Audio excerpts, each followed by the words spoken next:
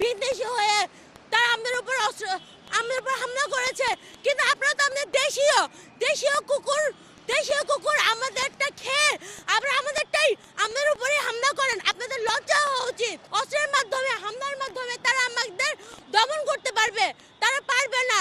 আমরা হাদি হত্যার বিচার নিশ্চিত করেই রাজপথ ছাড়বো ইনশাআল্লাহ। আল্লাহ আমাদের সাহায্য করবে, কারণ হলো আমরা আল্লাহর পথে, আমরা ন্যায়ের পথে।